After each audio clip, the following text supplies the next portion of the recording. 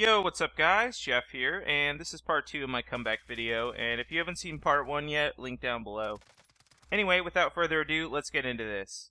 So, in the video most of you just saw, I admitted to the fact I never had a drinking problem, and here's the truth.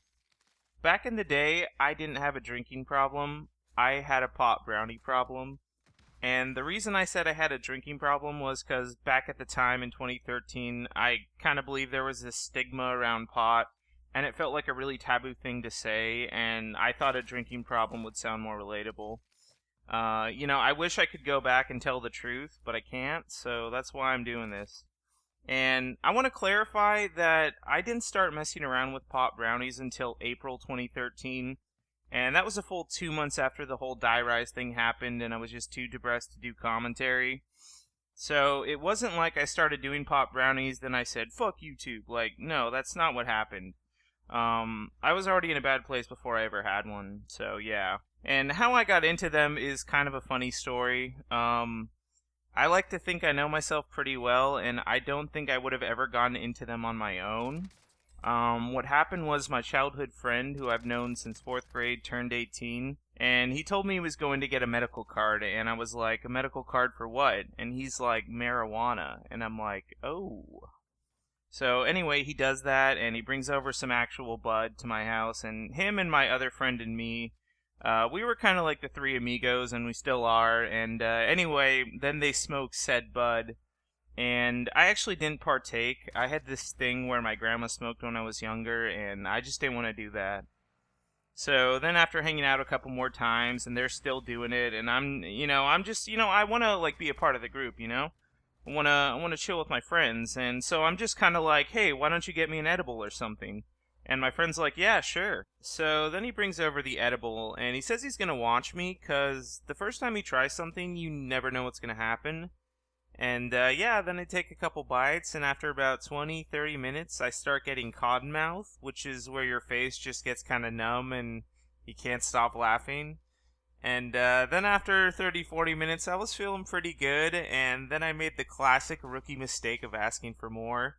Like, the edible chunk I'd already eaten hadn't even fully hit me yet, and I was doubling down. And a lot of people make that mistake. I've heard that story from so many people, where they're feeling really confident, and they think they got this, until they don't. And suffice to say, after an hour or two, I just kind of passed out and woke up the next day. Like, that's what happens if you eat too much edible. You just go to sleep. And, yeah, then my friend got me a couple more, and I just kind of started doing them on my own. And, like, I never actually got a medical card or had one. And, yeah, guys, like, I'd be lying if I said I didn't have some good times because of them. I definitely did. Like, I distinctly remember watching the Office series finale just baked as fuck off a brownie, and I was just bawling my eyes out. Like, that was such a great hour of television, and Michael coming back as a surprise in the end. Like, it was just perfect. And then I also watched a lot of Naruto Shippuden, and I know that show gets a lot of flack for how much filler there was, but when it was on point in canon, it was on point. The characters, the story, the animation, the music. Like, the show really had it all, in my opinion, and there was just so much to love. And, yeah, then I definitely dipped into my past a bit, dabbled back in time and watched some classic Pokemon. Like Ash vs. Harrison, Ash vs. Tobias, the whole Battle Frontier arc. Like, those were such good episodes and like, just a hell of a nostalgia trip. And, like, here's the thing, guys. When you're drunk, you're just kind of a bit of a dumbass and hyper. But when you're high and, like, specifically on the edible, you're just kind of in tune with your emotions in a way that, like, I can't really describe. And it can be a very peaceful thing, and you can just kind of live in the moment and not worry about anything else. And to be honest, at the time, that's what I was going for. Like, I was just trying to numb the pain and forget about everything, and, I wasn't facing my problems, I was just kind of burying them, and that's not good or healthy on any level. And, yeah, that more or less continued all summer, and then in August of 2013, I must have got a bad brownie or something, because it made me really sick to the point where I puked everywhere, and it was just probably the worst I'd ever felt from one. And, like, that just kind of turned me off of them. But yeah, guys, that's the untold true story of what actually happened. I never had a drinking problem. It was a little more dank than that. And I haven't really had any edibles since. Like, I can't remember the last time I had one. And if you're gonna do them, just have moderation and don't eat the whole thing. And yeah, guys, also in that confessions video, I mentioned that I'd started drinking in 2011, and that's technically true, but in the video I exaggerated and I said I was drinking alone all the time and shit, and that just never happened. Like, throughout the course of my senior year, between August 2011 and June 2012, I drank maybe 5 or 6 times, and the only time it happened was when my friend was able to siphon off some of his parents' stuff. Like, me and a couple friends, we'd just get fucked up, order good pizza, and I'd host COD 4 zombie lobbies, and that was my Saturday night. And on that same note, guys, we're all just human, and we all have our vices, whether it be sex, smoking, drinking. You know, we all have our ways to relieve stress, and, like, who am I to judge what you do at the end of the day? You know, as long as you don't hurt anyone and you can function the next day, that's all that matters. So, yeah, that's pretty much everything I wanted to clear up on my past. Very quickly, the My Problem video on my main channel, that was about what one of my parents was going through at the time, and I just didn't say it.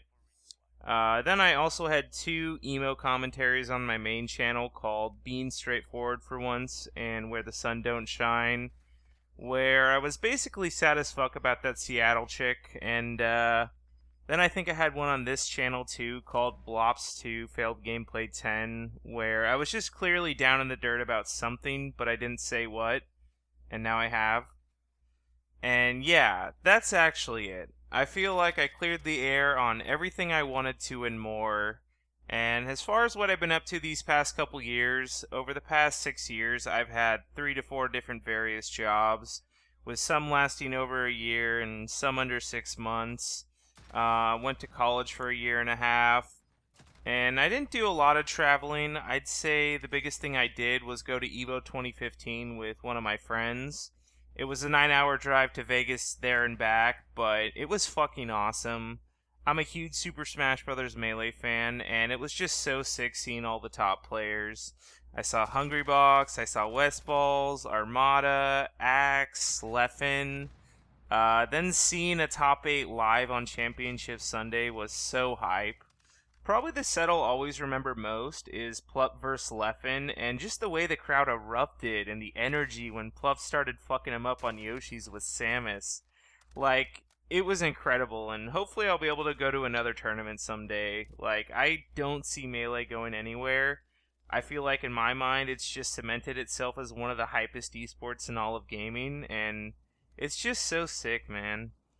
So anyway, guys, yeah, that's about it. Thanks for watching if you made it through both parts, and more to come soon. See ya. Had a shaky set against Axe, and now is having a very shaky set against Plup. Yeah, he's had a real shaky tournament. So, yeah. Leffen has had a tough day so far. Tough weekend. Plup! With a quick... Plup, is this going to be a KO? Are you going to take the stock right now, dude? Randall comes out. Quick KO from Plup Plup. is up a stock, and the crowd is going absolutely bonkers. Beautiful grab. Tech chase as always. Yep. That's what we expect from Plup. Oh my God! Leffen is down. 2 clean stocks. He got so sniped. That was like a random charge shot. How did he know that Leffen would be there? Yo, what is it that Chillin' Dude said? He said, who said this guy was a god? Not Plup! Not Plup!